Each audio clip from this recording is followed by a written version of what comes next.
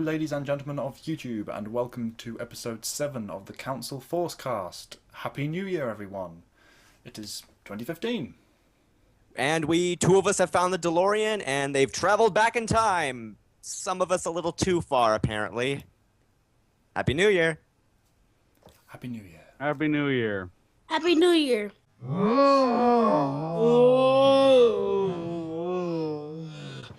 We're back! How you doing? What's up, I'm everybody? Yes. A real bitch. Yes, it is. All right, Is let's- it just me, or does Doc Brown take a lot of crack? He does. He's He crazy. snorts so much. Oh my God. By the way, we're Ah. disappointed. We thought there would be hoverboards, and there's no hoverboards or flying cars. Well, I don't really want a hoverboard or a flying car. Mostly, I just want a lightsaber, and there were no fucking lightsabers. Those cheap Yeah. bastards. We haven't even Anywho. made it to another Anywho, planet on yet. to Star Wars. Yes. So a few episodes... Oh, you guys ready? Yeah, totally. Yeah. So a few episodes ago, we talked about the main film, episode 7 specifically. Now we're going to touch on the spin-off movies. Specifically, the rumors of what characters will be getting them and who will be directing them. Shall we continue? Okay. Sounds good. Well, yeah. Well, then the big one that everyone's talked about is the possibility of a Han Solo spin-off movie. Yes. Which, Uh, I mean, even though I myself personally am not the biggest Han Solo fan in the world, I know how popular he really is with the mainstream media. And, I mean, you know, like I said, you know, a lot of people do like him, so I could see why a lot of people would want a spin-off movie about Han Solo. Well, I've never been all that interested in Han Solo as, like not slamming Harrison Ford, but as portrayed by Harrison Ford in the films. Like Han Solo has always been an example of great casting, not great writing. The character is just the archetype, and that's all there is to him. So I've never. Obviously, when I was a little kid, I really liked him because, badass yeah. space cowboy. But these days, my whole attitude towards him is just kind of meh. So I'm actually kind of hoping that if they make a Han Solo spin-off, they might actually just, flesh out his character a bit more, make him more than just an archetype, make him a person. hmm They definitely have a lot of, if they do go through with it, of course, because just to clarify, it is still rumor at this point. They do definitely have a lot of opportunity to make him a fully fledged character. Like you said, in the movies, he was very much your typical space cowboy with not much to him. But if they give him like an interesting backstory, or if you see new parts of his life, you might understand the character better. They'll The have to reason be he had. Sorry, go for that. Okay, the reason I think this rumor is probably one of the more credible ones is because he is very much tied to the newer films. We've had rumors of like Yoda and Boba Fett and Obi-Wan spin-off films, but they don't make as much sense because we're not sure if they would even, especially with Yoda and Obi-Wan, they don't tie directly into the seventh film. So this one probably makes the most sense because we're gonna directly see Han Solo. And personally, I mean, this is just me speculating, and this isn't a rumor or anything like that. I think that Han Solo and the Millennium Falcon are gonna go down in Episode 7. I think there's gonna be a big death scene with that, but that's just my speculation, so we'll see about that. But yeah, I think like this one would make sense for it to start with Han or a spinoff, and then we can see it, in the new movies. They'll need to be I careful. mean, if he does, oh sorry. Sorry, they'll need to be, just going back quickly before we move on, they'll need to be careful if they do start, or they do heavily flesh him out, though, because there's going to need to be something that mellows him out. Otherwise, it won't make sense for him to suddenly have a less overtly characteristic personality in the original trilogy. Also, we need to And, see how he met sorry. Chewbacca. That's a story I want to see. Yeah. That'd be cool. That How would he be got the cool. life debt. And actually, going by what Antoine mentioned earlier, I mean, if he does die in Episode 7, that could be kind of like a lead-in to a spin-off movie about him. It's like, here's how his life ends, here's how his life began, sort of thing. That could be like the pitch. Yeah. I mean, something like the scene That in could Dark be, One that with, could with Yoda work. celebrating the spoiler alert deaths of two characters. Talking back and looking on the tails, etc. Be a great moment for the characters to go into that with Luke being the Yoda in the scene. Yeah, so right now it's all rumor, but who knows? Oh, well, regarding well- the rumor, apparently there's talks of Aaron Paul playing the young just gonna Han say that. Solo. I've heard that, So- yeah. Well, there's not Uh, he's playing the young Han Solo. It's just that he's in the movie. They don't know exactly who he's playing. I mean, he doesn't really look like Harrison Ford at all. So it's like Oh yeah. really Yeah. I gotta be honest. Like, I kill me if you think this is heresy, but I actually think the best guy to play a young Han Solo would just be go get Chris Pine to do it. Like he already basically outright admitted that his Captain Kirk was more inspired by Harrison Ford than it was by Shatner. So just dye his hair brown and give him a blaster. Could work. It could work. But I don't know if they'll do that because he's already in a. It might be a little confusing. It's like, why is Captain Kirk in a Star Wars movie? They have to do some. Well, get someone like Chris Pine. Yeah, exactly. Because there's enough unknowns out there. You totally better yet get it unknown so we don't have to associate a face with a person. We're like, oh, that's the guy from Breaking Bad. Oh, that's the guy from Star Trek. You know, like just have it be a person. Like, oh, that's the guy who played young Han Solo. Exactly. Yeah. So shall we talk about the other possible spin-off movies now, since we kind of touched on it?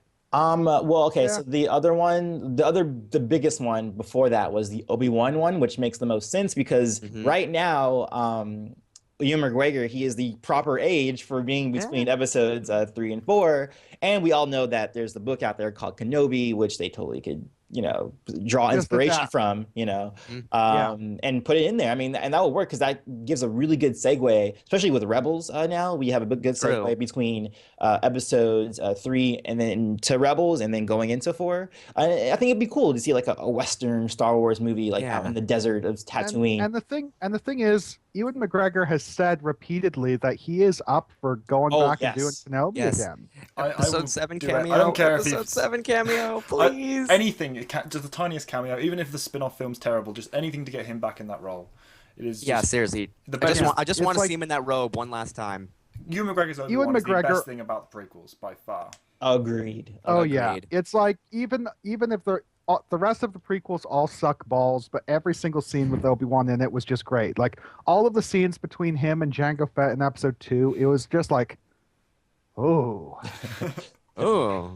like serious. Like I'm not actually joking here. It's talked about that when they were filming those scenes, both actors were putting so much work into being so tense and suspicious towards one another that people on set were actually worried that they might at any second just break down and start beating on each other. Dang. And let's not forget, you are the chosen one, Anakin. Like that scene is like, that was like the most. Anakin. Yeah, like at first you're like, oh, this is so lame. What are they doing? They're like floating on these like things on the lava, and then like you're like, oh my god, Ewan McGregor, you just made me feel for that whole scene that I had no feeling for before. Like before the fight as well. I mean, Anakin. Even before the fight, the Republic to democracy. That would be terrible if it wasn't Ewan McGregor saying that. Yeah, exactly. I know. Yeah, that line is really bad, work. But yeah, he totally made all those lines work. Yeah. Like. You were my brother, Anakin. I loved you. Oh, God. Just think about it right now, guys. Just think about it. That's great. Tears. I have brought peace and security to my new empire. Anakin, my allegiance is to the Republic, to democracy. I have failed you, Anakin. I have failed you. Ewan McGregor. I think they should. I don't know if they'll do that for this upcoming one, but I think they should do it like at some point. Because come on, definitely. Yeah. Kenobi. As far as the others were Boba Fett and Yoda, I believe. Yeah, I would be down for Boba Fett. Boba Fett, I mean, I feel kind of the same about him as I feel about Han Solo. I never got super into him, but again, he's very popular with the mainstream audience, and he didn't really have much character to him in the film, so really you could only add with Boba Fett as far as the films go. And there is a connection to be made. There is a story to be told as far as the mainstream audience is concerned, because all they've seen, if they haven't watched Clone Wars or read some of the comics, is head helmet, the head helmet, and TCW, shot, and then he's in Boba Fett. Yeah. He's Boba Fett in the original trilogy. So we don't. Unless they've watched TCW or read the comics, they've not had any connection between them, which would make sense to put a film there, considering how popular he is. It could also work too if they want to make him survive the Sarlacc pit as he does in the Legends canon. If they have like, because we've seen him in TCW, so we can continue with him, seeing what he's doing all the way up until like, maybe like he overlaps into the original trilogy, like finding Han Solo and all that, and then going on to like maybe he survived the Sarlacc pit or something. I don't know. Or maybe something like, he wakes up in the Starlight Pit and the rest of the movie's kind of like a flashback. Of his life. And then the movie ends with him like escaping. That could be interesting. That could be cool. That's actually the same sort of way the short story in the, which was Tales of Jabba's Palace. Tales, or was it Tales from the Bounty Hunters? The one with him. Tales from Jabba's Palace. Are you sure? I don't think it. It was one or the other. I can't remember, but we know what we're talking about. We're talking about the same. But yeah, so yeah. That. But yeah, that's called same Mandalorian Armor, I believe. Yep. No, that was the Mandalorian Armor trilogy. Yeah. I'm trying to remember what the damn story is. I don't remember, but yeah, it basically followed that same format. It was basically just flashbacks and mixed up memories of. That's what I was Fett thinking of. Yeah. While he was in the pit, because that can make for a good movie. I believe that was in Mandalorian Armor though. That he was in the Sarlacc pit. And then no, I think the one in Tales of Jabba's Palace is called like the tale, like a Boba Fett story or something like that. Okay. I have the book on my shelf if you want me to go check. No, it's okay. It's not that big of a deal. Yeah. Okay. It's not important. But yeah, that would be cool. And then Yoda, I don't want to see a Yoda spin-off movie, neither honestly, do I. because at least to me, one of the most fascinating things about Yoda is the fact that you don't know so much about his origin. The fact that you don't know, he's very mysterious. You don't what could he have done in 900 years of life? Like the fact that mystery is there, I think, is something that makes his character so fascinating. I wouldn't want to see that explored. Well, one thing about a Yoda spin-off is, I think, obviously an autobiography of Yoda, telling his whole life story, no, I don't want to see that. It just spoils the mystery. But say something in the same fashion as, say, the book Kenobi that just focuses on a very specific chapter in his life, I'd be interested in. Like his involvement in the crash of the Jedi training ship, the Chew-on-Thor. That or just story his life on Dagobah, really. Good for a book, not so good for a film, that one, I don't think. The mainstream audience doesn't really want to see an entire film with him on Dagobah, I don't think. Just a swamp for an hour and a half. Yeah. What I'd like to see if they did do it was some sort of silent reflections. He's looking back on his life, not to reveal anything that we don't want to know because, to rip away his mystique, but say he's 500 in the Jedi Temple and it's the stories, him watching the Order, it's not about him, it's just some past events in his life. Him observing Dooku or observing Qui-Gon, that sort of thing. Yeah, that'd be interesting. I agree. That could be interesting as long as they don't go back to his full origins. But a midlife film, I could go with. Yeah, one idea I'd be one idea I would be interested in is maybe exploring, how he first joined the Jedi Order, because the whole implication I get is this is probably a guy who did stuff before he joined the Order. Like he might have been 100 years old when he finally signed up for the Order, and so maybe how did he join the Order, and maybe just have people speculating on who this guy is, where he came from, and kind of like Thawne. Yeah, Thawne. Yeah, well, I mean, because the closest we really ever got to what his training was like was, I can't remember what issue it was of Jedi Insider when it talked about his master Nakata Del Gormo, but that was about it, I believe. Yeah, that's pretty much all we know about him. Hey, we don't get much on his younger days. The youngest we see him is just his council days, isn't it, in Dark Rendezvous. I don't think we've seen him before that. Oh, from before, yeah.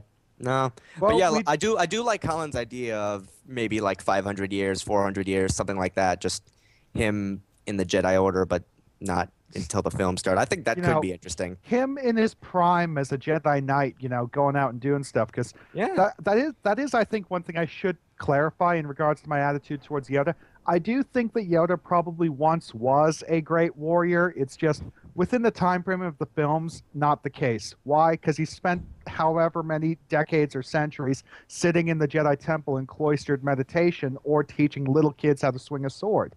This is a guy who hasn't actually fought on the battlefield in any sort of real combat situation for years. You honestly think that he's still going to be a super polished, highly trained warrior.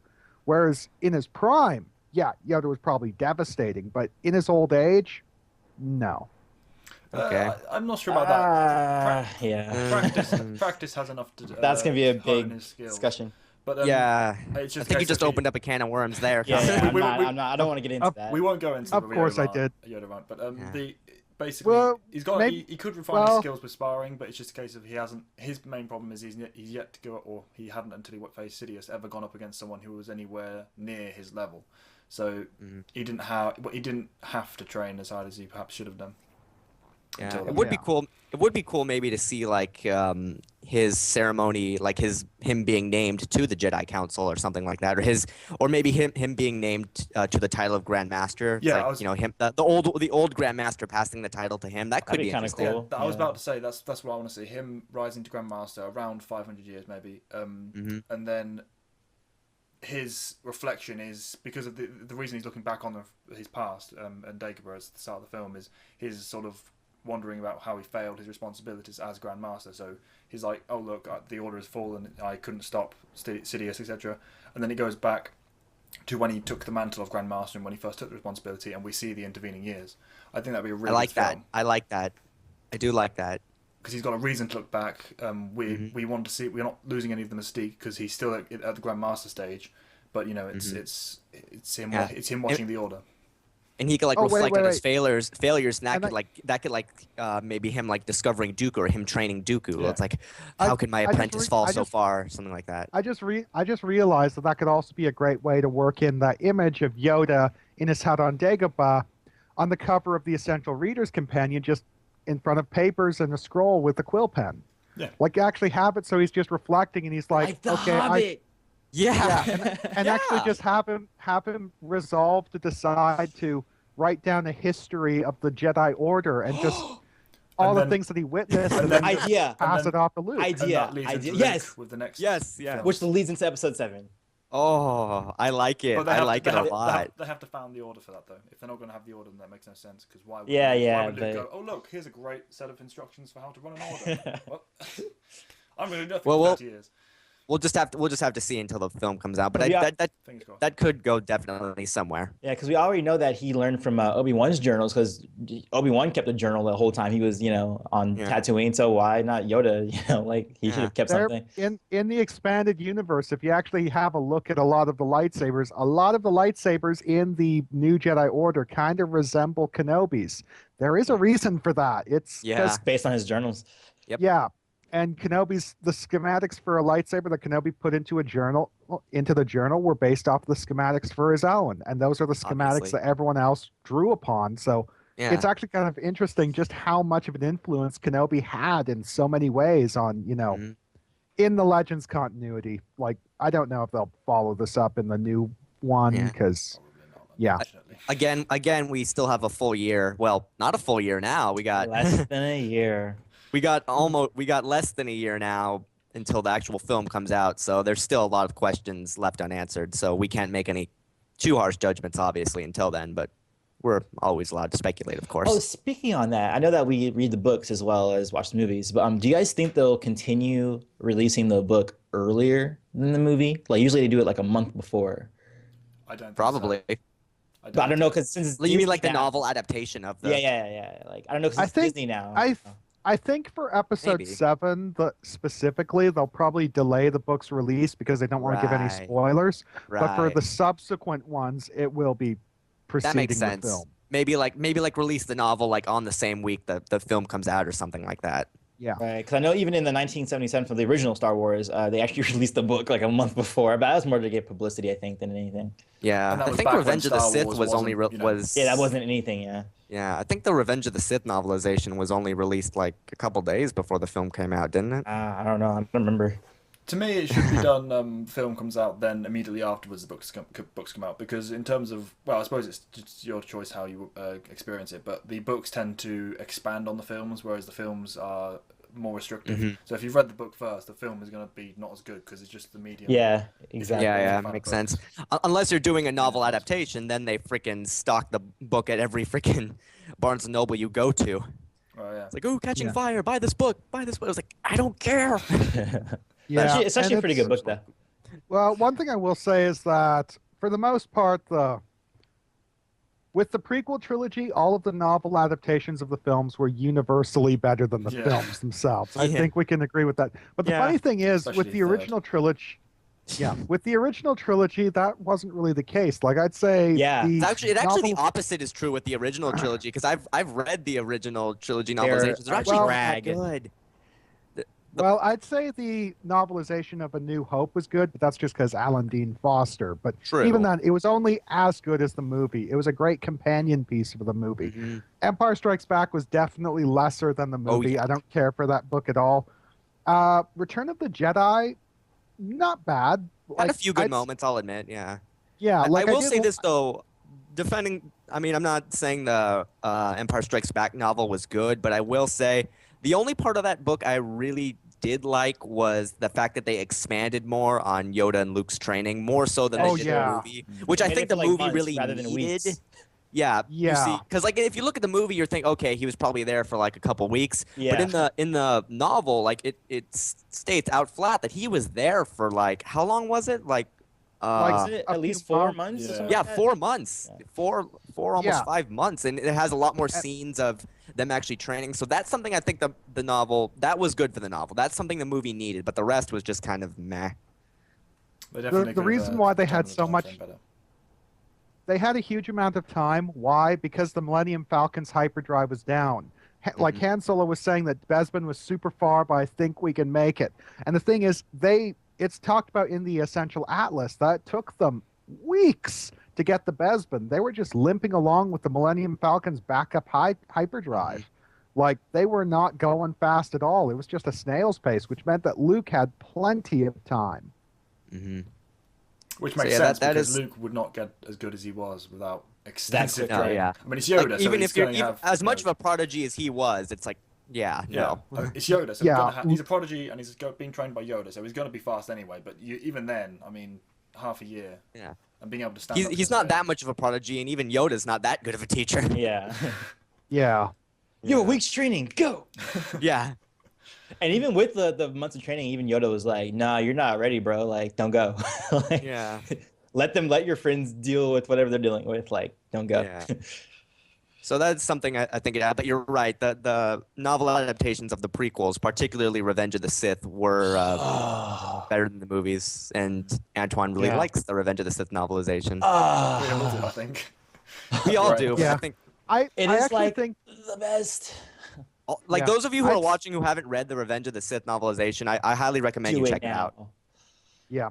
Definitely. Like, the prequel trilogy novelizations go like this. Revenge of the Sith is the best. Phantom Menace Yep. is second best. Attack of the Clones comes in at the back, but that's only because It's it was Attack of the yeah, dragged. the material was bad. You know, it was didn't the have- material. It doesn't matter how well written it was going to be. It's just didn't sound Yeah, right. but there are some things that I think were played off better. Like, I honestly think that the Yoda-Dooku duel made a lot more Yeah. sense as presented in the novel. Why? Because Yoda was actually displaying some tactics, whereas in the movie, he just Yes. goes at Dooku like a bulldozer. Also, I was gonna talk about a particular scene in Attack of the Clones that was good. Oh, I forgot. Oh no, the Shmi stuff, the Shmi and the Anakin business. That was a little bit more. That was well-handled. expanded more so in the Yeah, book. you knew what happened with Shmi beforehand and everything, which is Mhm. nice. Yeah, I like novels a lot. Like sometimes I even prefer One, just like one of reading the Karen novels. Travis's few good works, Wasn't The it clone- Oh, Terry Brooks' Phantom Attack of the Menace. Clones novelization. Yeah. No, wait. The Attack of the Clones novelization was done by R.A. Salvatore. Yeah. Karen Travis did the novelization of the Clone Wars movie, which, you know, Oh, right, that one. I haven't read that Yeah. one. Oh, right. another one of those novelizations that kicks the movie's ass. Oh, I should probably read it then. I haven't read that one. It's okay. It's okay. Oh. I actually couldn't finish it because I was like, this is boring.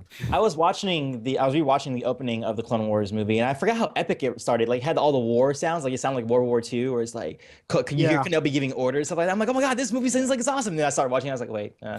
They hadn't Then the nailed- adrenaline war.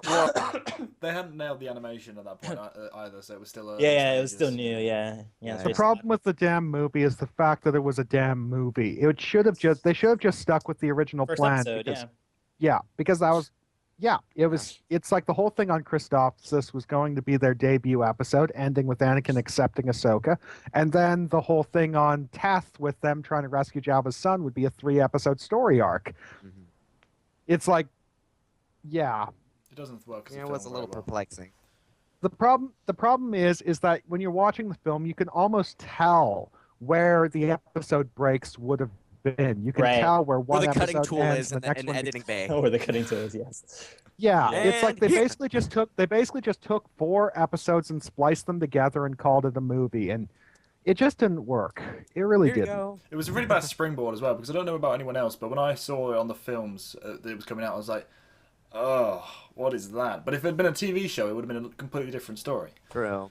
Yeah, True. like I gotta say, it's like I do appreciate the Clone Wars movie. There are things in there I enjoy, but I'm not going to deny that it was a bad movie. And here's the solution: it should have just been done as the 4-episode pilot to the TV series, and that Agreed. should have been that, because then it would have been fantastic. It Yeah. would have been great. Great opening. I remember going into it and someone's like, "You're gonna watch that movie? That's like so lame." And I was like, "It's because I'm a Star Wars fan. I have to." I'm like, Obligated. I felt I'm obligated to go. Yeah. Well, the Yeah. thing is, I went in there because of obligation, expecting it to be Yeah. bad. But the thing is, the thing I can say for the movie is I didn't hate myself when I came out. You did. Yes. I hated myself going in, but at the end, I was like, "I'm okay with that. I'm cool with this new show." Like, It was Yeah, less I mean, offensive it's like- than some fair, of I the mean- prequels. The Yeah. movie I mean, had to be fair- Christopher sorry. Lee, and it had lightsaber duels. That's Yeah, and it had it had Asajj Ventress on the big screen. yeah, that was nice. and, I mean, I don't. and I mean, I don't even like her, but I was like, okay, I can appreciate this. And Yeah. to be fair, that fight with Kenobi was pretty cool. I do Just think that grabs that her Yeah, fight, hand. that's the one. with her Yeah, that's the one he saber. takes No. without a saber, isn't it? Yeah. So, Yeah, can that was a good Like- one. I say that particular fight between Ventress and Kenobi stands up as one of the series' best because, well, it's like you get everything you need to know about both of these characters in how they Yeah. fight, and it's great. Like we're It is actually good. seeing a lightsaber duel where Kenobi conducts himself like Kenobi, and it works. Very, very well. It works. Not many people can take on Ventress without a lightsaber and win. No, it's impressive. Anyway, we've gone off Because Kenobi's topic. that's We've because gone- All right, yes. Let's move on. Yeah, a little to bit, the haven't we? news. I have the news pulled up here. News time. I think usually when we get more into it, we'll have like actual like titles in between, so we can Yeah, break it yeah. up and stuff like that. still a work in progress, people. Yes, still a work in I need progress. to get the overlay sorted as well. We haven't got that yet. Yeah, and we're getting. Are we still getting? Is that confirmed that we're getting the?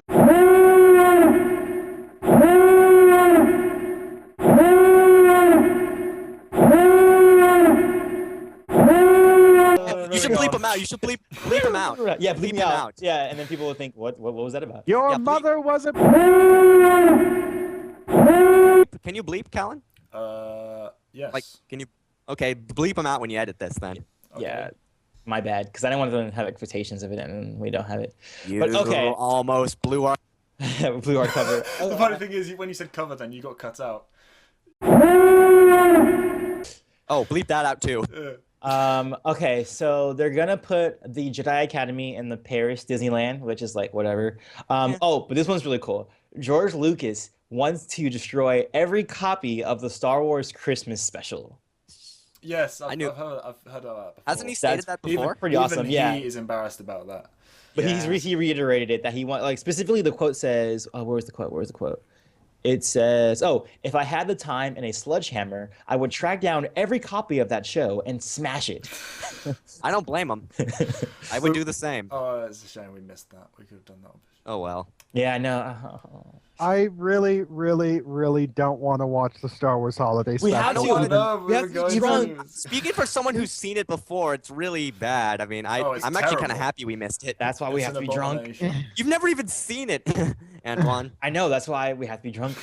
You don't know what you're in for. We'll do it next Oh year. God. This Christmas coming. Well, by next year, I'll be old enough to drink. This is true, yeah. So, well, this year coming, I meant. Is that? Yeah, you'll be old enough. So this year coming, we'll have that event on Christmas. Yeah, we'll do it next Christmas. year. Have you guys seen the clip for the Rebels show about the nothing and everything quote, where I think Ezra's going to get his crystal?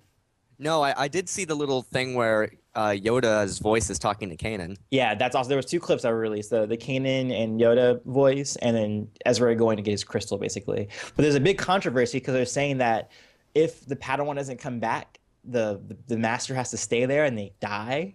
Like, Crazy. it's very weird. People are like, well, that seems very much like a Sith thing to do. Like, if you're yeah, or even I don't know, it seemed like it was very grim. Like I'm for sure Jedi. there'll be more to it than that. Yeah, because like they had like dead Jedi all around like the tomb, or like not the tomb, it was basically a tomb. Like there waiting for their Padawans that never made it back. I was like, really? They have to wait there and die if their Padawan doesn't come back? Like that seems what? Well, it has been established in the past that sometimes they would wait for like weeks. Yeah. Yeah, they were making it seem like they waited indefinitely. God. I mean, like I said, I'm sure there'll be more to that. That seems Hopefully, a little too grim for. It was weird. It was weird. You mentioned he gets his crystal. We should probably talk about the design. Oh yeah, his lightsaber that they're gonna have. Yeah. Yeah. Have you So we seen know it? what his saber's gonna look like. Yeah. Personally, I like it. It's the first. Hey. It's the first gimmicky lightsaber that I actually think makes sense. I didn't like it at first personally, but after I kind of let it sink in, after I kind of started to think about it more, it's kind of like the saber from Episode 7. I'm like, all right, I can see the practicality. I'm still not there with the Episode 7 Well- saber, but this one I had no problems with. I just wish it was not blue. Give us some saber color diversity. You know how much I Yeah. like that. Yeah. Come Well, on. we all love that. It's with him. It's do they go for the green one or do they stick with him with the blue? I think blue suits. Well, Kanan already has a blue one, so come on. Yeah, but 2 blue isn't a problem as long as when Ahsoka comes, they make the yellow Shoto a bit more prevalent again. I know, but there is no Ahsoka. Oh, she'll be in at some For the- point. Oh, yeah. Next news story. Oh, news story is I don't know if you guys are familiar with Oscar Isaac. Yeah, he's the X-wing pilot that was in the trailer. He yeah. says that the fan theories that are out there are incorrect and off base. I know he doesn't say specifically which one there are because there's like so many rumors out there. But Tons. whichever one he's talking about, it's not right. So I don't even know how we can speak to that because we don't know what he's talking about specifically. Well, okay, so everyone who's had theories, toss them out the door because you're wrong. Because you're wrong. You, all of you. You're all wrong. That's not that interesting, but It could be a red herring. Maybe somebody guessed it and he's just trying to throw us off. Yeah. Ever think of that? That's true too. That's true too. Like they totally got it right, and then like, no, you're wrong. All right. You're wrong. But Matt Lautner, the guy who did Anakin's voice in the Clone Wars, he's recorded new material. Don't know if that's for Rebels or for new like Clone Wars material, but that's kind of interesting. It's probably. Well, is he playing Anakin or is he playing somebody else? I didn't say specifically, but you would assume he's doing Anakin since he's you don't have to assume that. But I mean, maybe he'll be voicing Vader too. I mean, it would fit, sort of. maybe. Or maybe there'll be like a flashback. It could be, or yeah, I think it might be a flashback for Rebels, but I don't know. We'll have to see what that's about. Connor, what do you think? This is the first I heard about Matt Lautner doing anything, so I'm not quite ambivalent because I actually like him as Anakin Skywalker. Oh yeah, I was gonna say but like I like him too. I thought you were gonna say you didn't like him. I was like, I was like, no, what? no, He does a great job. I like Matt Lauer. Mm-hmm. Wow, fuck me. No, we will not fuck you. Bleep that out. I'm not going through the entire thing and bleeping out. We'll put a warning at the front. Okay, well, at the very least, Curses. bleep what Antoine said and bleep I'll do that, yeah. bleep what I said when I swore, because that'll just be funny to like follow up one bleep with another bleep. Okay. Yeah. The other thing to consider, though, is that there's no guarantee that he's doing Anakin Skywalker because Exactly. there have been instances in the series itself where he has voiced other characters. It's like the Satine's Mandalorian guard in the Mandalorian episodes. He did voices for a few of those guys, and there are a couple Mandalorian warriors for Death Watch that he did the voice for. He's not just Anakin Skywalker exclusive. He does a lot of characters. Well, yeah, But like a not- lot of people in that series did multiple characters, didn't Yeah, they? 'Cause- like obviously not nearly as many as say James Arnold Taylor, because the thing is Matt Lauer. Well, he's not a professional voice actor. He's just an actor that they brought in to do Anakin Skywalker because they like the sound of his voice, and he just did some other stuff on the side. So obviously, the number of characters he's done is fairly minimal compared to say James Arnold Taylor, who he voiced like half the series. yeah, That's usually how it he's is with voice actors too. Yeah. voicing every character and his uncle. So And it's cheaper too. So True. just keep him in the recording booth. Keep him. Let him go. I could just like imagine like all the other actors have like the little scripts, and then for James Arnold, he has like just this big one, and they just give him like, Dunk. here you go. Here's Obi-Wan and Plo Koon. Fa-dum. Go. Yeah. and then He you voiced just more see than him just that. He voiced. Oh yeah, And of then- course, but those are the big ones. He also voiced that psycho prison warden in the Citadel arc who got killed by Tarkin. Oh yeah. He did Yeah. that guy as a Christopher Walken impersonation. Pretty which, funny. Yeah, Didn't, and he actually made that. He actually made that guy really intimidating. That character was just. Ooh, I wish we Tell had me more about it. villains like that. Like, True. They handled villains quite well in the series, actually. You had the too. Nemoidian person who was taking on Anakin Skywalker in the fleet battle. You had Pong Krell is pretty good. Pong Krell was good. Tarantula, Tarantula, Captain Trench. There you go, Trench. Yeah.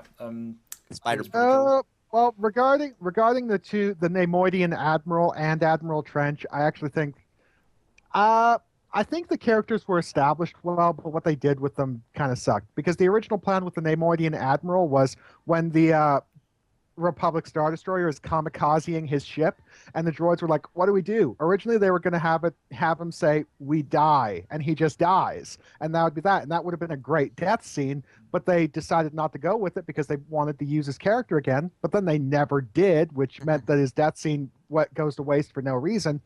And then with Admiral Trench, they give him an excellent death scene, but then pointlessly retcon it and have him show up in season 6. And it's like, God damn it, this guy should have stayed dead. He had a great death scene. That was amazing. You should have just left it be. It's a great Maybe episode. use that Nemoidian Admiral that you resurrected for no reason. True. Oh, Was yeah. a bit But they like they that. did well with the characters anyway, even if not the deaths. So Mhm. kudos for that. Yeah. Agreed. Talking. Okay, so Imagine how the guys, guy who voices all the clones feels. Now that Oh, God, now that you yeah. think about it, He does who that. voices all the clones in TCW? D. Bradley Baker. Incidentally, he also voices the Gravemind in Halo 2. Man, can you imagine what his script must have been like? He's like, here, every single clone. Boom. I did enjoy watching a featurette where he talked about how he gave the clone voices a bit of diversity. Like, Yeah. it's like, Mhm. how do you make the veterans sound different from the raw recruits? How do you make the grunt soldiers sound different from the officers? You know, Well, you gotta, because it would just sound weird. Yeah, I mean you got the Yeah. Everyone's enthusiastic, talking let's the go same. get 'em voices of the grunts, and you've got or the new recruits rather, Mm. and then you've got the more experienced, gritty officers. He does it well. well, It really depends is on- impressive for depends just one on the- man. It does also depend on the officer too, because a lot of the officers, like if we're talking bridge crew, those guys are a little bit more refined and upper crust, whereas the officers who are actually on the field, well, then we're talking guys like Rex with voices of sandpaper. Well, It's just, exaggerating it a bit, but you get my point. Right. it's just the same as in real life. I mean, the Navy, Air Force, and Yep. Army are all act completely differently. I mean, just Yeah. different mentalities, let alone It's all- voices. It's like your personality. It's all based on your experiences. Yeah. Yeah. And when you're like a foot soldier, you're definitely gonna have that more gritty, And then if you're a Navy, you're not really in like direct combat, so you're not like as abrasive. You're gonna be more like official, Yeah. just like you are in the Imperial Navy or whatever. Detached, cold, efficient. Whereas Oh, I if don't you're know cold, if you guys detached, have and efficient F- as a soldier, you die. Right, exactly. Right, yeah. I don't know if you guys have Netflix, but there is a very, very awesome documentary out right now. It's the Clone Wars is in it quite often. It's called Who's That Voice or What's That Voice? It's about voice actors, and like there's a bunch of like Clone Wars material in that about like voice acting and Neat. stuff like that. It's pretty awesome. Mhm. I'll check that out. Yeah, Okay. it's good. Any other news? I don't know that's it. That's all the news for now. It's very dry. It's been a because- slow few months. Yeah, once the trailer came out, it was pretty much like, you guys have to wait. Yeah, Yeah, wind it down. not They'll, like- they'll wind it back up again in a few months, but for now. By the way, Yeah, when those I've- books finally come out. yes, looking forward to those. When we do go to Celebration, we should have like daily segments of what happened, because I'm sure there's gonna be Sure. a bunch of news, Sure. when that comes out. That'd be cool. We'll become more active. Just like and hold the there's more camera to up talk in like about. front of the. Yeah, we're like, we're here, and they just showed us a new trailer or a whole scene. Oh, if they show us the scene. Look how much taller Antoine is than me. No, I think we're the same height. I'm like 5'9" or 5'10". Oh, we are the same height. Yeah. Yes, I'm not the shortest Well- one anymore. Well, guys, we did this. Since we're done with the official topic, there's a side topic I wanted to discuss. We did discuss this before, but I actually kind of really want this to be in a podcast because I Yeah, really let's want to go. Sure, call why this not? out. Okay, so I put the comment on the little text board so you guys can read it, but I'm going Oh, to read yes. it out loud for the benefit of all of our fans. But just aren't we for- already doing the? Yeah, we're comment section. Yeah, we're all good. Yeah, Do I I have to just segue wanted- into that? Okay. just use this to get this going. So Okay. I'm just to clarify for the fans, on Facebook, I'm a member of the Alliance to Preserve the Expanded Universe, and a lot of the guys post some really interesting comments, so I figured call them out and discuss them. I know what we're. So Yes. Joseph Osborne on December 29th, so a few days ago, commented, and I'll be reading this out loud. It's purely relating to the Legends continuity within the expanded universe, but I think it's still a great topic of discussion because it's so fascinating. Was it just me, or were the Rusan reformations horribly counterproductive? The decentralization of authority in the Republic just led to more corruption, as well as the rise of even more powerful megacorporations such as the Trade Federation and Techno Union. The lack of a strong central government to stamp out local corruption and the rise of corporate power meant that the Republic was slowly eroded, and public trust in the Republic would decay over the centuries. The stripping of direct military capability from the Jedi Order meant that the Jedi were directly reliant on the Republic for tactical support, which would lead directly into the Order 66 scenario a millennia later. Sorry. The vastly increased role of the Jedi Service Corps and denying so many younglings being trained over the slightest of reasons just created a vast pool of Force-sensitive youths with massive resentment and grudges against the Order that Palpatine was quick to pick up on and turn into a recruiting pool for Inquisitors, Darkside adepts, and his various Darksiders. The Jedi taking a very strict approach to outside attachments, such as family and marriage, meant that not only did they overlook promising candidates if they were beyond infancy at the time they were found, in the case of Anakin Skywalker, it meant that he hid his relationship with Padme and couldn't discuss it with the Jedi. If they were not so strict on that rule, he could have asked other Jedi for help with his visions. That rule seems to be part of the old Jedi doctrine most directly responsible for their fall. It meant the most talented Jedi alive, who was already deeply tempted by the dark side, couldn't go to other Jedi with his deepest concerns and fears. While nobody has ever said that the Reformations were a Sith plot, on a long-term viewpoint, it seems custom-made to weaken the very fabric of the Republic and the Jedi to allow for the destruction of both. End quote. We spoke about it before. Tackling the very last point quickly, I don't think it was a Sith plot. It's just more like the general incompetence of the Senate, as almost all the problems are caused by. Yeah. Yeah. I could actually probably answer all those questions with just one simple statement. Plot convenience. Well, yeah, obviously, but everything happened just those ways because that's how it happened. Moving past that bit, though, well, it was just the Senate incompetence. The main culprit of the Rusan reformations was Tarsis Valorum, who was the Supreme Chancellor by the time of the For those of you Battle who of haven't Rusan. read the Darth Bane trilogy. Yes, and it's like he put in the reformations with the best of intentions to give, every single system in the Republic an equal voice, because the problem with the centralization of authority is it meant that the core systems basically enjoyed autocratic rule and everyone else had to do what they wanted them to. So what Tarsus was doing was trying to even things out. And he was also trying to deal with the aftermath of the war, because the war had turned the Republic into a military state, and he was trying to turn it back into a democratic state. But the problem with the Reformations is, well, firstly, they got venerated and considered to be, sacrosanct, so no one altered them, no one changed them. And the other thing is, the Reformations, in my view, were a quick fix, like to solve the problem in the here and now. They were never intended to be a permanent solution. The problem is everyone treated them like a permanent solution, and things spun out of control as a result. I could see that. The likes of the Trade Federation would have jumped on it and thought, "Oh, this is extremely useful," and then they would have made sure that it was never abolished again or changed. So again, corruption bred corruption. Exactly. They like, oh, hey, if we keep this law in, we can still keep doing this. Let's keep it until we have all the power in the galaxy. And that politicians, ladies and gentlemen, the stupidest people in Star Wars. Politician. Well, in general. It seems to me that. It seems to me that as far as the Republic takeover went, the Clone Wars was almost an exercise in redundancy. The Sith could have taken control of the galaxy by just seizing direct control of all of the megacorporations and then having them assume power.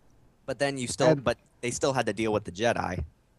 Just drop. What are they going to do? Evict them from their temple? Yeah, drop a nuke on the temple. That'll solve Get out. the problem. Just drop a nuke on the temple. But then in regards to the Sith, after the Rusan Reformations, the Sith were just Bane and Xana, and he was very much of the opinion that the Sith couldn't defeat the Jedi in war, or in open warfare. It was all about Right. subtleties. So Yep. he was wrong even about that, but Yeah. he Well, he was believed right they for were a doomed bit. to I lose. mean, they were winning for quite a bit. It took him 1,000 Yeah. years to get 20 Well, it took him a years. while. Yeah, it took him That's 1,000 true. years to get 20 years of Sith rule, and then it immediately fell again. It's like, Yeah. so he Yeah. wasn't that right. Kind of Granted, missed the ball on Pocket that one, Beans, didn't you, Bane? Well, I do think that the Sith Empire, well, the Galactic Empire probably would have been a lot more successful if it had been Plagueis who assumed the throne instead of Palpatine, Definitely. because a lot of the problems the Galactic Empire had were due to the fact that Palpatine was just an egotist who wanted to enjoy absolute power but didn't want to deal with the responsibility. So he's trying to create an absolutely secure, inviolable position for himself where he could do whatever he wanted but didn't have to be bothered to actually rule the people. He just wanted to do what he wanted. He's almost like a little kid, like making a big fort and standing on top of it, saying, you can't get me. With this line of discussion, I think it'd be worth bringing up that fan theory that is almost certainly wrong, but still interesting concerning him preparing the galaxy for the Yuzong Vong invasion. It's not a fan. Just to clarify, that's actually not a fan theory. That's from the official guide to warfare. Is it? Yeah. Yeah. I did Yeah, not know I told you that. about this before, I Colin. apologize. No, I didn't realize that was actually taken from. It Do I is need not to go no, grab- it's not a fan theory. No. I've seen it all Well, over the internet, so I it assumed it was just a theory But that yeah. got popular. It's just a very popular topic that was brought up in the guide, and a lot of people liked it. Sorry, I didn't realize that. Yeah, I obviously don't think that was the case in regards to Palpatine's actions, but it was definitely the case in regards to Thrawn's. Agreed. And Palpatine probably just saw the logic in it and was glad to support him because it was like, okay, but it was never his primary goal. No. Like, He's he too was selfish mostly for just about... He was Because setting with things up... Palpatine, it's all about me. Yeah, it's all about me. Well, with the Sith in general, to be fair. True. Right. True. Well, Thrawn would have been a good emperor. Yes. Well, and to so an extent, yeah. So would Plagueis for that matter. But the Yeah. problem is, Palpatine specifically was the worst guy for the job because he was basically just a walking ego. Emperor Pelion. Whereas both Plagueis and Thrawn were far-sighted and actually cared about what happened with the things that they were controlling. Yeah, there's conquerors and then there's rulers, and some people are really good at conquering things, but others can't deal with it. Like once they get all that power, like you see that even just in What do I do with history. Yeah, exactly. Even in history, like when you see that, like Alexander the Great wasn't great just because he was a conqueror, but because he could also hold those states for as long as he did, and that's mostly because he let them keep their same culture and stuff like that. Same with the Persian Empire when they took over most of the known world. They let people keep their culture and they were able to rule instead of just conquer. And that's something that you just have to have. If you don't have that, then you become Palpatine. You rule for like 20 years and then you're done. Yeah. For some, the real goal is in the journey. They're like. Yeah. They get their enjoyment out of getting to their goal, but once they get there, they're like, "Oh wow, I did it." Yeah. Now what? There was also a definite shift in Palpatine's interest. Once, like you say, he'd gotten to his goal, he'd reached the state the point where he was just Emperor of the Galaxy. He then shifted to a focus on developing his Force potential and becoming more powerful, like you see in the Dark Empire series. But that obviously detracted from his general ruling, and you see it in stuff like even Tarkin, which we recently reviewed. He really didn't care about general ruling. Yeah, there were scenes Yeah, in there it's where he true. basically stated outright that it was just about creating a situation where he was in absolute control, but didn't actually need to do anything. He could just focus entirely on developing as a Force wielder. Just sit down in the temple, put his feet up, and just meditate. Yeah. And basically, Which meant that the Empire fell to Exactly. the control of about 20, in comparison, amateurs, which was not brilliant. Yeah, the Imperial Senate and the Grand Moffs were like, we don't really often see him. Like we don't know where he's at. Like we don't know. It's who's even ruling said us. in some works that he almost never leaves the palace. Yep. Well, also I think that was due to like paranoia, some parts of it, and then True. probably because he just he has no interest in ruling. He has interest in just gaining power. So that's what he was Right. doing. Like in the book, I like how they depicted that he was like in that Sith, the former Sith temple or whatever it was, a Sith shrine or whatever, just like trying to develop more power. Like he didn't really care about like what's going on there. It's like Vader, you go do that stuff. Moffs, go do that stuff. Yeah. Go rule the galaxy. I'm gonna go here and Yeah. stick to my It's power. like, okay, I rule the galaxy now. Now time to become a god. Yeah, But pretty he- much. Woo! Yeah, exactly. Basically, Palpatine summed up. But even looking at how he Pretty much. achieved the power, he didn't do it through charisma and popularity. He did it through manipulation and corruption. Unlike And someone extreme like, luck. yeah, well, yeah, and plot convenience, obviously. Unlike someone like Thrawn, who very clearly had 100% loyalty from his men, despite the fact that he could be extremely cruel as well.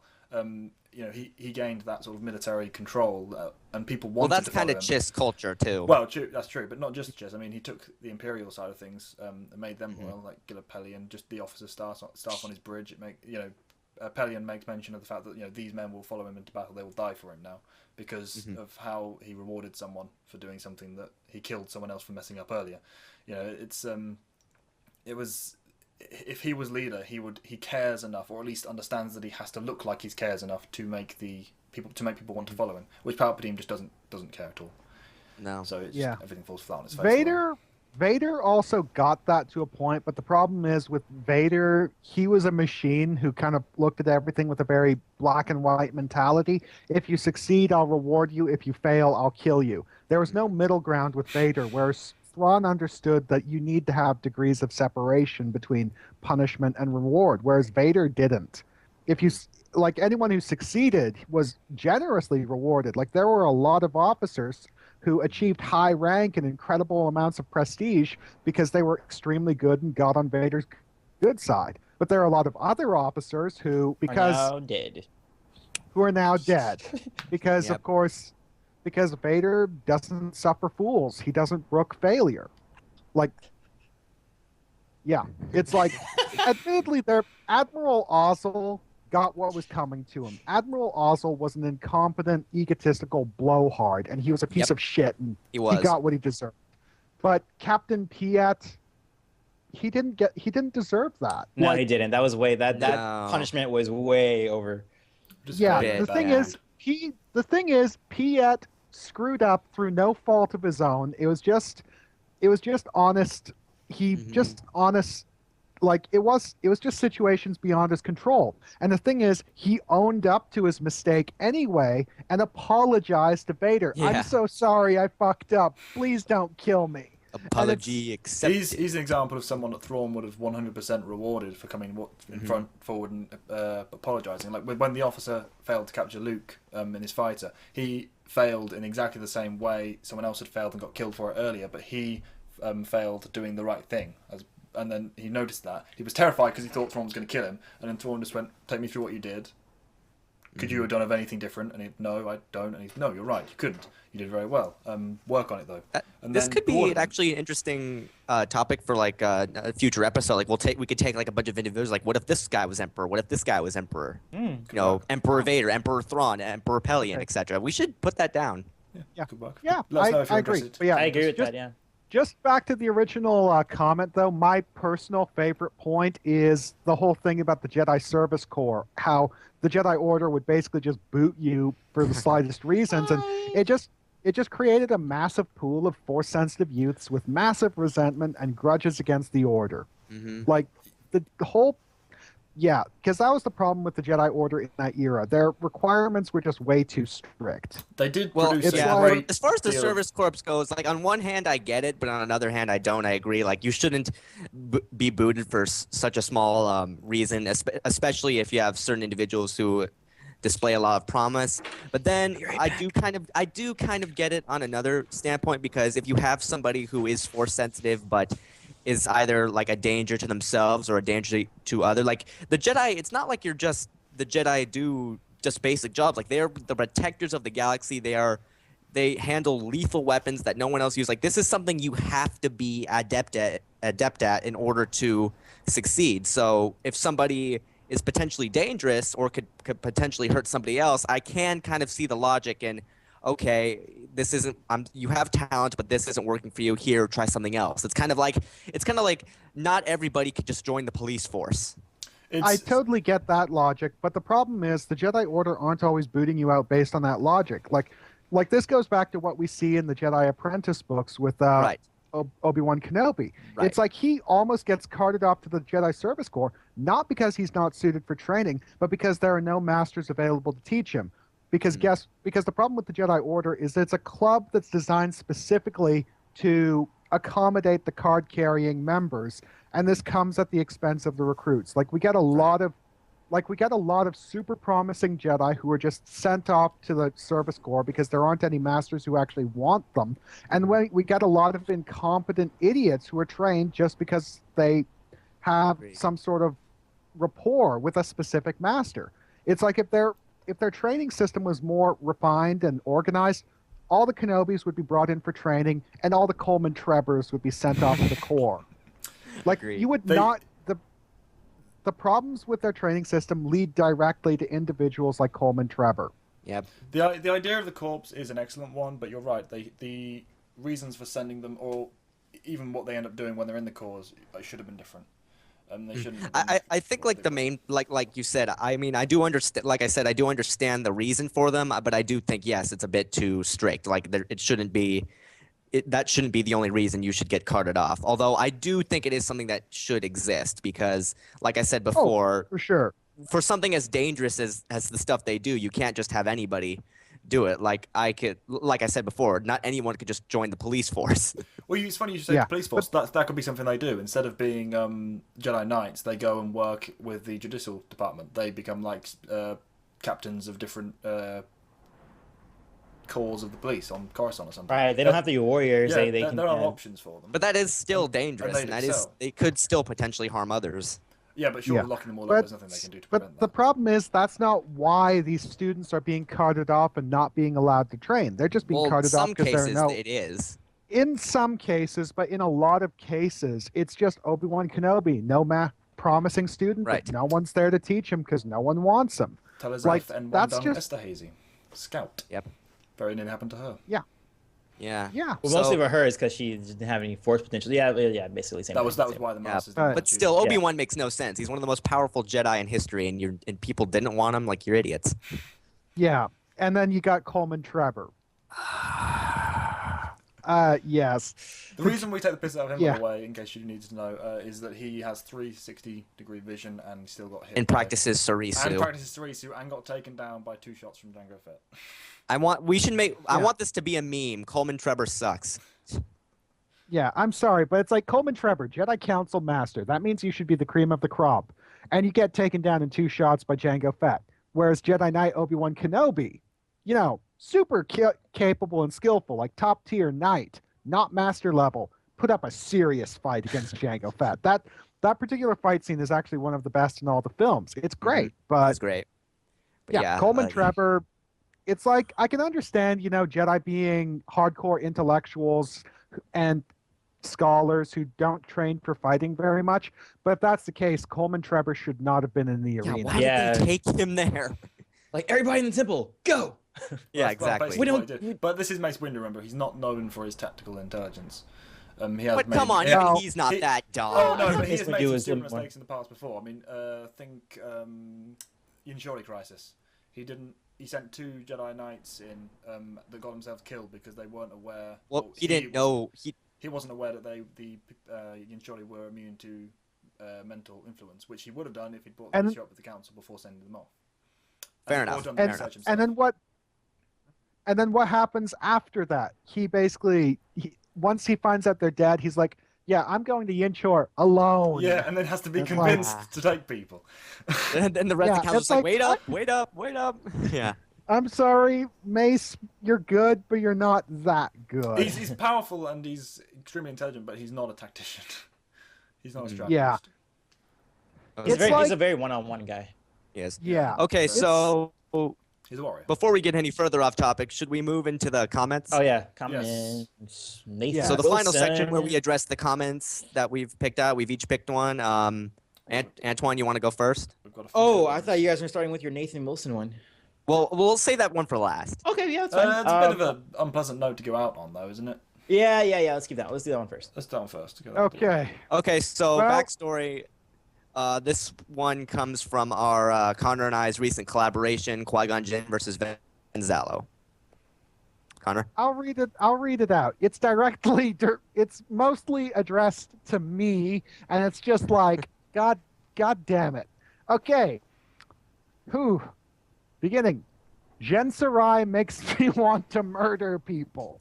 His voice is irritating to the point in which inflamed lobes or continuous high-pitched droning can be viewed in a positive light.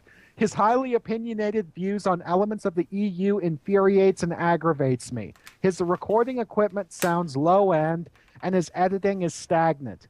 Yet his information is simply the best and well-researched since Grey Jedi's withdrawal from YouTube videos.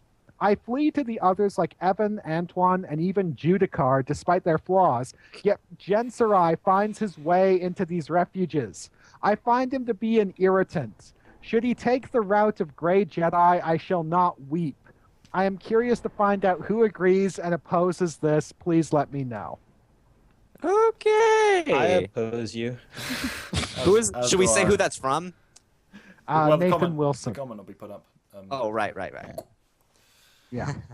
Yeah, so... ow. At least he commented that, you were the most well-researched and simply the best in terms of information. That's always nice. Still. Ow. I don't see what he wants from that though. Like a comment like that. Like what kind of response do you want from like? But like the thing is, like, we all have our own, like, why is it that his opinions, Connor's opinions, shouldn't bother him? Because we all have different opinions on everything. Not everybody has the same opinion on stuff. That's just common knowledge. But his was like a direct attack. It was less. It was. Yeah. Exactly. Like. But that's just who he is. It shouldn't matter. That's what I'm saying. It's not like Connor could change who he is. Not like any of us can. I can get better recording equipment, but that's about it. Yeah. But that costs money, which is not always available. Yeah. And if you want to. And here's the thing too. Like, if you feel that way about someone, I don't understand why you need to like comment. Just like don't watch or just don't participate. It's very easy to do that. You have many choices. Like as you said before, you have other choices on YouTube. You don't have to attack him like that. That there's absolutely no play for that at all, and that's not cool. Like I don't respect you at all for that comment at all. I know you were trying to be like clever or funny or whatever because it's YouTube and that's how people feel like they have to conduct themselves on YouTube. But fuck that. Like if you got some shit to say like that, like maybe do a personal message to him. Don't put that in a public playing field to make him feel bad or something like that. That's stupid.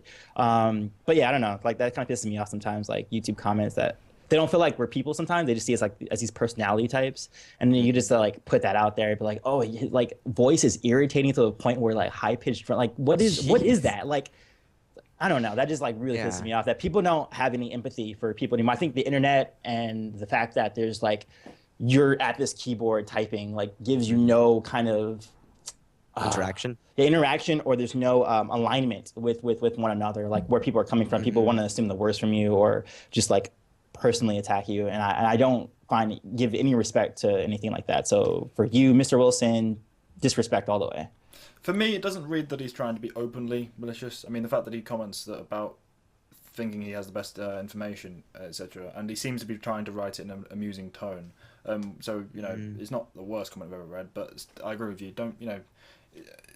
You don't want this public. Or we don't want us to see this on our comment sections. We want to see discussion about what we're talking about, which is why we ask. And Connor especially, every single time says, keep it civil. Why would you not? So, yeah. Anyway. We're just people. For the record, Grey Jedi hasn't gone, by the way. Don't read that. Oh, yeah, he's still around. Yeah, he's still around. He's just... He's just busy. He'll be coming back as Life soon as is a highway on a truck. Yeah. So, yeah, anyway, moving on from that one. That would be my question next, isn't it? Yes. All right, go for it. I'm just reading it down from the list we put on Skype. So, oh damn! I didn't record the comment. Oh no, I haven't got the comment name. Hang on, move on to someone else. The next one is yours, Antoine. What, the Star Wars guy too? Yeah. Go for it. Jin Sarai, where are you? I'm here. How you doing? He's here. Oh wait, no. Boom. Which side is he? Where's Connor on my screen? Like which side? I think Below he's you. bottom left. He's below you. He's here. Oh, He's yeah. here. See? He's right there. See him? I He's think right there. Is he asking where you live or something? No, I think because in the last episode He's just he saying wasn't here. where. Well, what video was that comment from? Was that from The previous one we had, the one's on Reddy's channel. Yeah, well, yeah, he just couldn't be there. Yeah. Simple as that, really. We all live in different time zones. It's not always easy to get all of us together in one spot. It's freaking nighttime right now where Colin is, right? Yes, it is 8:30 p.m. Yeah. See? Yeah. It's not Whereas- like we're not roommates, people. We don't all live in the same house. It's 1:30 in the afternoon where I am, so 12:30. 12:30 here for me and Antoine. And no, Antoine and I, we don't live together either. We just live in the same time zone. Just clarifying. Like I'm in the other room right now. Yeah, no, You totally. do- Yeah. The two of you do live in the same state, but totally different cities. San Diego and LA are We're very similar. Like we feel the same temperature right now. we do, yeah. Cold. Yes. Well, to us. Wimps. Okay, I've got my question now. Sorry. Okay, go ahead. Because I didn't read it out last time I brought a comment up. This is from Vas Montenegro or Negro. Montenegro. Apologies if I'm butchering that pronunciation. Questions. Okay, question number 1. Retty and Evan, why do you choose the light side of the Force and the Jedi's point of view? Question number 2. When did all of you, Jensari included here, get into Star Wars?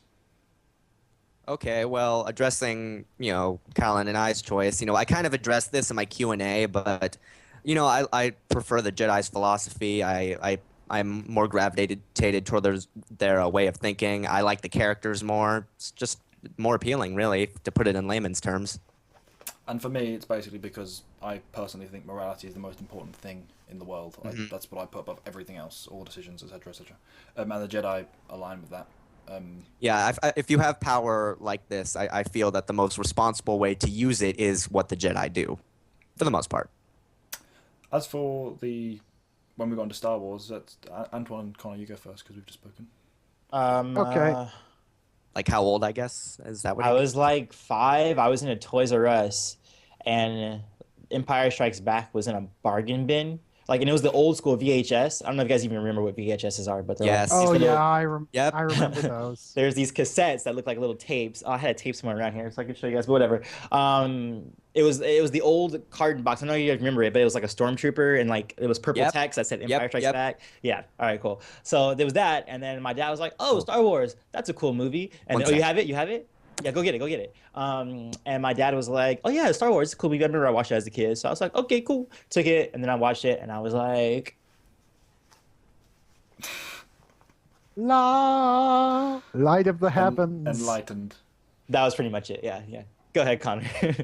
For me, I basically grew up with the Star Wars original trilogy, so I didn't really get hardcore into Star Wars until later on because, I always liked the movies because they were just a fixture of my childhood. So That's the one. there we go. My hardcore Star Wars fandom didn't really start until, just before Revenge of the Sith came out because, that was the point when I started really getting into the Star Wars Expanded Universe, the original Clone Wars microseries, all of the books and the comics. Where everything started for me as a Star Wars fan was actually here. Volume This is 4. 4. Very This is nice. where it all began What's for up me. there? This is when I officially became a Star Wars fan, when I read a copy of this at the public library. Very I nice. took it out. I rented it out from the library. It was so late that I had to pay $46 in late fees. That's how much I Dang. liked this one. Mhm. And yeah, this was like my official introduction to the character of Quinlan Voss. So fuck you, TCW, for fucking him up. This is the Quinn. This is the Yeah. Quinn I know. Yeah. And Ayla Sakura, Aura Singh, Master Thome. It's like this All is that where good I stuff. this is where I really got into the Star Wars Expanded Universe and realized just how amazing and how awesome it was, and how much better than the movies it was. There's just not really much to the movies, whereas there is a huge amount to this alone. Yeah. Now take into account how much there is to all the other Expanded Universe stuff. Yeah. Well, it's actually cool that you made me get these, Antoine, because my fandom kind of started with these. These actually Yeah. aren't mine. These were actually originally my dad's. Because my fandom started when I was about 4, I suppose, because I actually kind of explained this in my Q&A video. My dad was a huge sci-fi fan, when he was younger, and he still is. He was more of a Trekkie, but he still liked Star Wars. And he had these old VHS tapes, and when he felt I was old enough to understand them, we just watched them, and I was like, woo, what is this? They're in space? What are those things? And it was, I was really interested in, I just thought, these were very interesting films. And then when I was, as strange as this may sound, I guess you could say my fandom really started to kick off when I saw The Phantom Menace in theaters when I was 4. Because that's, obviously when you're super young and you see a movie like that in theaters, it's like, whoa, like this is really cool. And I just really got in. Just that Keanu Reeves. Whoa. Pretty much. And I was, so, when I heard about this, I was like, when I saw the film in theaters, I was like, okay, I got to get more into this. So I just expanded outward from there, really. So I guess you could say, yeah, thank you, Phantom Menace. Without that experience as a kid, I might not be here right now. So yeah, and I wonder if these still work, but I don't have anything left to play them. Yeah, I don't have I just kind of have these just for the sake of I guess you could say these are like collector's items now. Right, but yeah, kids, they used to have these things called VHS tapes. Yeah. See, this is what rewind your movie before you watched it. Yeah, we had to see this would plug in the tape. Yeah, there's tape in this. It's not. Oh God, it feels so old. We're not that old.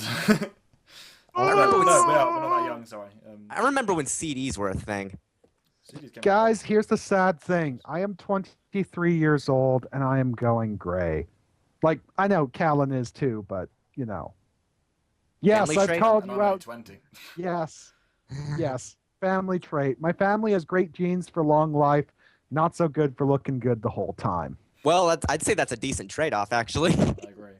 Okay, so I guess I'll move on to my comment now. Hang on. I have not said when I'm a fan or when I was first a fan. Oh Thank shit! you very I wasn't much, sure what you were Evan. talking about when I was getting this. No, it's okay. He got I it. see. You just don't care about me. You don't want to hear my story. No. Yeah, fuck you, Callan. No, Oh my God, we're so abrasive. My first experience was original trilogy when I was 4, because the Phantom Menace was coming out, and it was a case of, oh, this looks interesting, or my parents thought this looks interesting. Let's get Callan involved with Star Wars. So first, watch the original trilogy. My first was was it the special edition? I'm not sure. The first VHS special edition, but It was probably. that was my first introduction to Star Wars. But when I became a proper fan of this thing that I didn't know about beforehand, was Jedi Power Battles. If anyone had that on PlayStation yes. 1. Love it. Cool. The best PlayStation 1 Star Wars game. Oh, It got so much ridicule back in the day. I was like, why? It's such a freaking epic it game. was a Was fantastic it the game. only PlayStation Star Wars game? No, there were a few others. There was a few others, but that was like the Phantom Menace best. one, the Obi-Wan one. The Pod Racer one. Yeah, Pod I Racer think. one. Was that PS1? I think it was, yeah. But yeah, PlayStation 1, Power Battles was my introduction. Power Battlers. And they had Plo Koon, who I always played, and that was where my original love of Plo Koon came from. And it had like the little booklet back when games used to come with booklets, and you'd Yeah. they had like little Ah. stories Explain it stories all. about Plo Koon and I- Adi Gallia. Why used to play Plo Adi Koon and Gallia. Adi So Gallia much. were in it, I have no idea. But they I were. think And that- Yeah, that was really random. Just from like a creative choice point. Yeah. It's like, why What? just use them? Obi-Wan, Qui-Gon, obviously, that makes sense. Mace Windu, Maybe okay, Mace. fair enough. But why Adi Gallia and Plo Koon?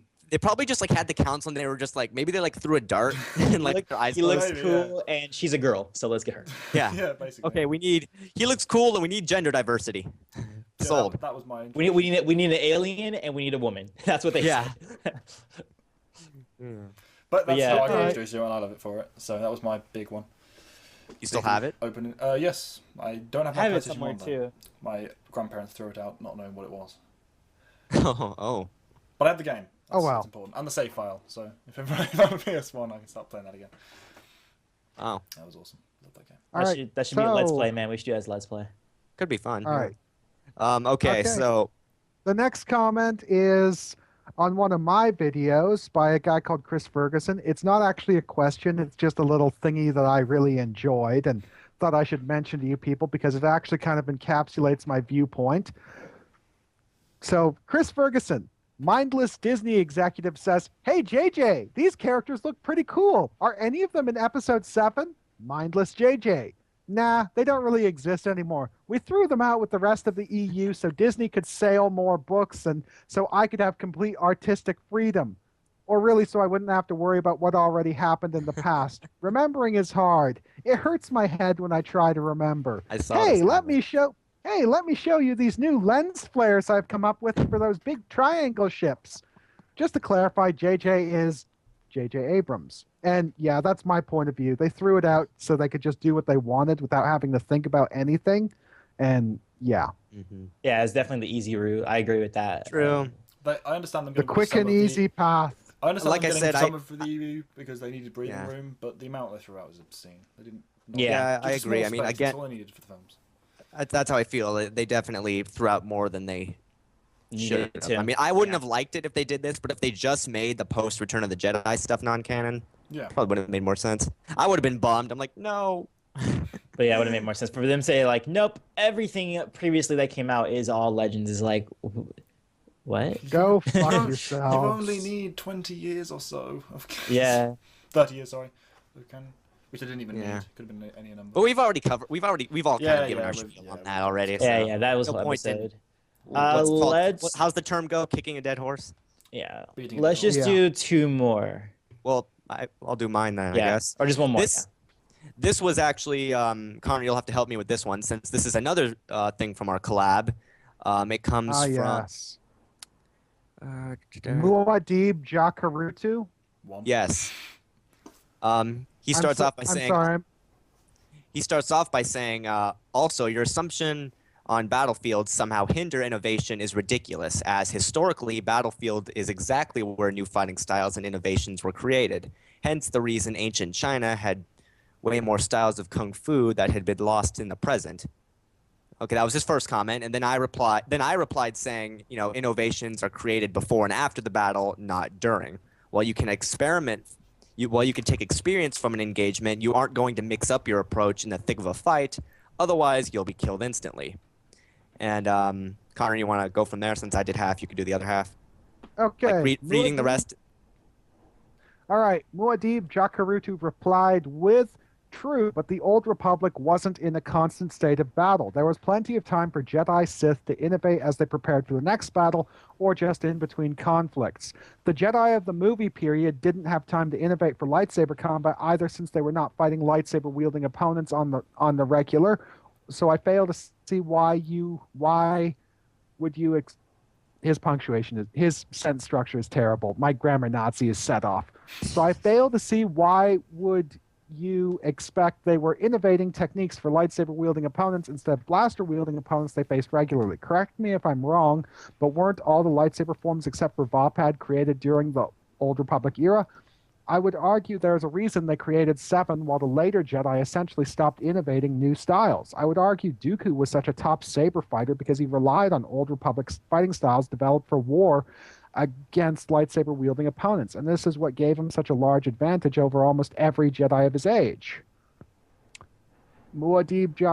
And you respond with, it is a misconception that Makashi was devised for lightsaber engagements on the battlefield. Makashi is a dueling style that was intended for single one-on-one blade-to-blade combat. Also, if you play SWTOR, you will notice that Makashi isn't mentioned or used. Why? Because the style would be completely useless on the battlefield, where blaster bolts and engagements with multiple opponents are prevalent. Both aspects Makashi isn't built for. Also, it's not so much the era as a It's not so much that the era as a whole failed to adapt, it's just that Zalo failed to adapt. And he responds with, so when else were Jedi and Sith fighting in one-on-one duels if it wasn't on the battlefield? Every duel, you respond with, every duel in the films? He responds with, did you forget all the stormtrooper and droids that were shooting at them throughout the 6 movies? Not when they were... Did any of them... And you respond... Evan responds with, did any of them shoot at them while their blades clashed? No. Jakarutu says, all I'm saying is the OR Jedi and Sith tended to only meet up on the battlefield, right? It's not like they were mixing a whole lot other than Jedi and Sith than that. Jedi and Sith didn't challenge each other to one-on-one duels at noon at the Coruscant Opera House or anything like that. They totally should have done. Yeah. And Jesus, it's been on for way longer he than I thought it would. he follows that up with, "Sorry if I came off as a dick. I enjoy blah blah blah blah blah." Okay. Innovation is the result of constant battlefield experience is his final point. Mhm. Well, I think the big point there is it's not that the Jedi of the era as a whole failed to adapt. It's specifically that Zalo failed. right.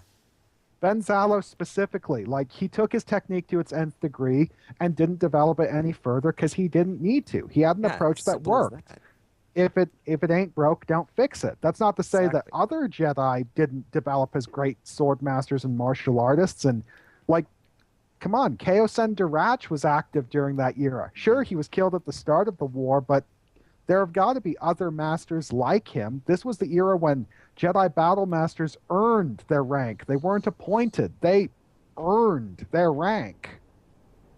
And they only would Right. have done more so during the war when open conflict was available. Yeah, it's just that Ben Zalo himself didn't develop. Like, Ben Zalo kind of represents the difference between a great swordsman and a great warrior. A great swordsman is the guy who kind of innovates as a martial artist, changes the playing field. Like that's why Qui-Gon Jinn is a great swordsman, because he revised Ataru, turned it into something new. He innovated. He kept things going.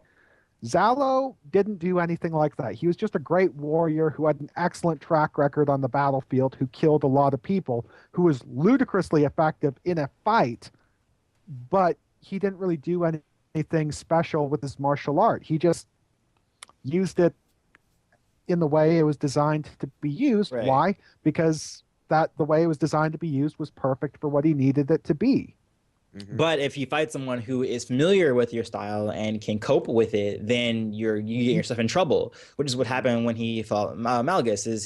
Malgus understood what was happening, and he was able to turn kind of Zalo's familiarity with that form against him. Like he knew what was going to happen with his strike, so he was able to open himself to a feint attack or like pretend he was hurt, and then he knew that what opening will be there would in the fight, which is like why something being so dedicated to one form like that, and taking it to its nth degree and all that, but not hybridizing it or expanding upon it will get you killed by someone who is familiar with that style and with fighting in general. With that Yeah. particular method, it's the right response. You don't, if you're doing patterned combat, you're using an attack Right. sequence, you're going like this, then you're going to follow it up with something else. If you Exactly. if you're following it up with a textbook maneuver that is known to be a part and practice part of the style, and someone else knows the style, they're going to know if they've been fighting enough with you to know that that's the sort of thing you do. They're going to know exactly what you're going to do before you do it, and that's without even taking in force precognition. Right. Yeah. Whereas if you're developing what you're doing on the spot, you're changing. Okay, I won't do this. Normally, I'd follow that with this, but I'm going to do this instead. Then it changes the whole way the fight balances out. And again, with the precognition, Yeah. if you're thinking on the spot, then Like- they can't predict it as easily. If you're thinking it ahead of Yeah. time, they can. Yeah. Connor and that's I one were thing- talking about that too with Starkiller. How we were saying that he was more wrote like just regular Ataru sequences, or not Ataru, but Jarkai sequences, versus Galen, the original, which he was more about fighting on the Adapting fly. Yeah. Yeah. It's like Yeah. it's like one thing I do think we should clarify is that rote response doesn't automatically make you an inferior martial No, artist. no. Like Yeah. rote, No. there are situations where rote response is the perfect response. For example, on the Sarisu battlefield, for parries and example. blocks as well. Defensively. Bingo. Yeah. Defensively, Exactly. rote Yeah, response is it's perfect. Mhm. it's like Vodosiask Boss. Yes, his fighting style is based around rote response, but the thing is that works because he's based around defending against what his opponent is bringing against him and then immediately countering and taking them down immediately. That sort of quick interchange between attack and parry is something that you can only pull off if you're doing it on rote response. Like Mhm. that sort of speed and changing things up isn't something you can do if you're kind of trying to be cerebral in combat. You got to act on instinct to fight that effectively. And Vodo And only that's where lost rote when people introduced new elements. I mean, it's the equivalent of someone having a sword fight and then losing to their opponent because they draw a gun. You can't. I mean, Exar Kun drew a weapon that until that point hadn't even existed to Vodo's mind, so he couldn't then know, oh crap, how do I deal with this? I mean, he could have taken Right, on pretty exactly. much anyone else in the galaxy, but that was a new element that he had no way. And I of think accessing. I think a lot of people don't really understand just how different Battlefield experience is from Right. one-on-one dueling experience. It's not the same thing. In fact, it's very, very different. In fact, what you were talking about earlier about Galen Merrick and Starkiller, that they kind of embody those two aspects. You know, Starkiller's more of a Battlefield man, Galen Merrick's more of a duelist. And even within the games too, like most of the time you're not actually fighting lightsaber wielding. Actually, you're just fighting Vader. That's it. But in the first game, you're fighting a bunch of lightsaber wielding Jedi masters. You know, so Every single level ends Yeah. with a lightsaber fight, whereas in the second game, the only guys you fight are the saber guard with the two if you count lightsabers, that, yeah. the clones, and the other aberrant clones, and Vader himself. That's not much dueling experience to go off of. No. Like most of those opponents, they're not all that formidable. Like Vader, like if fighting Vader for any length of time and not dying is a really impressive feat, no matter who you are. Correct. True. But taking down all those clones, taking down the saber guardsmen, not all that impressive. No. Whereas I mean- Galen Merrick was, tearing apart Jedi Masters. Exactly. I mean, it's even like what they said, similar to what they said in the comments about Dooku. Yeah, Dooku could outfence one-on-one the majority of the Jedi Order, but you put him against like 1,000 blaster wielding opponents in the middle of a desert, he's screwed. Even But with, and that's with his adaptation of Makashi as well. That's not even counting him as a rote response duelist. Yeah. Exactly. It's two different kinds of experience. You could be the best Battlefield man in existence, but if your fighting style is devoted for Battlefield engagements, it only makes sense that your one-on-one combat skills aren't going to be as polished.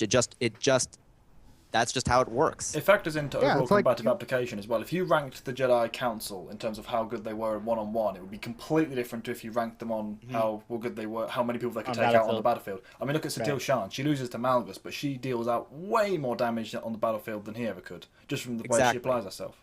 Moving from one, overwhelm, move on to next, overwhelm, move on to next. Whereas Malgus is more a duelist as opposed to a. Yep. That's truly Like where the Martial difference Hurricane. between Qui-Gon Jinn and Venzalo comes into play. Qui-Gon Jinn has adapted his style to deal more easily, I should say, with one-on-one engagements, whereas Zalo was a Battlefield man. It's like I said in the video: attack, overwhelm, kill. Attack, overwhelm, kill. Rinse and repeat. I get where the guy's coming from. Like I get where he was trying to say, but I think he wasn't talking about specifically what you guys' point was. That specifically you guys were talking about Vinzalo. Like I think he was trying to make a point that hey, no, like overall people could adapt, within battlefields. But what you guys are trying to get across is that Vinzalo specifically did not adapt, Yeah. and I think that's Yeah. where the disconnect was Yeah, it was a happening. miscommunication. Right. Because He's right. Yeah, He's right to exactly. say that people can. Right. Correct.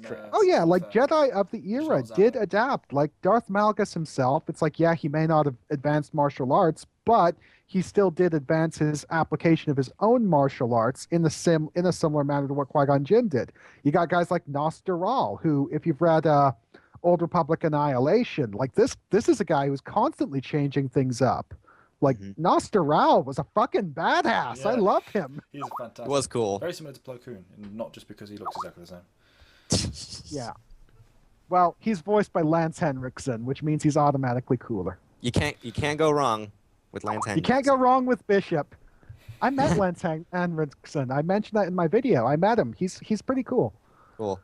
But yeah, so like Antoine said, I think the root of the issue is just disconnect. We weren't talking about everybody. We were just talking about Zalo, and I thought that came across in the video, but of course, miscommunications. Yeah. Of course, miscommunications always. It may have been a simple mistake on your part. It could have been too. It could have easily been something we left out or something we said. I'm not saying, but we weren't. Me and Connor, we weren't trying to badmouth the era specifically. We were just trying to paint a picture of what Zalo was capable of and what his failings and what his strengths were. Simple as that. Cool. Oh, guys, hilarious comment that Matt left on our little comment board. He is part of the comment board, and he can comment on this whenever he wants. It's just he's not in this. He's not in What did he this say? video. What are all these arguments and dickish comments? I Nathan told you. Wilson, who are these? Yeah. Oh, Yeah, he's I'm yeah, gonna confused. see he's Matt probably agrees a with little me. confused. Don't He's worry, confused because don't we're just worry. pasting loads of comments on our Skype conversation, and he's like, Yeah. "What's going on?" Someone worry. comment and tell him I'm what. doing it. Yeah, I got it. Don't worry. Don't worry, Matt. All will be made clear in the video. Yes. Of course. When you watch this, you'll understand. Yes. So, hello from Grey Jedi there. Yeah. Nathan Wilson? Who the fuck is this? I think it's like Nat's like wondering like what conversation is this? Who are these people? He just He thinks he we've logged. he He just thinks he we've gone logged into a insane. different Skype account or something. Who are these people talking? So anyway, are we doing more comments or is that it? Are we wrapping No, up? that's it. We should wrap up. We have been Yeah, we're on wrapping for 2 hours. up. Oh, Jesus. It's gonna be a long This video. was going to be a Yeah. short one as well from the topic. Yeah. Anyway, yeah. So happy So New that's Year, it. everyone. That was a good video. Yeah, Happy New Year. Yeah. Happy New Year. Happy New Year. First Go get video of drunk. 2015. First of many. Dun we dun shall hope. dun. Let us know what you think. I Post questions doubt for the that next this- video as well. Of course. I doubt that this video will be uploaded today, but today is the 1st of January, so this is our first action of the new year. Mm-hmm. Yep. Until the next one, then. Ready for All us right, then. signing off? Evan Nova 95. We hope you guys enjoyed. We'll see you guys later. Jen Sarai 1 signing off. This is Antoine signing off. I'll see you guys on the next one. Forgot. Are we doing this? Okay. Oh, this is going to become a thing. If it is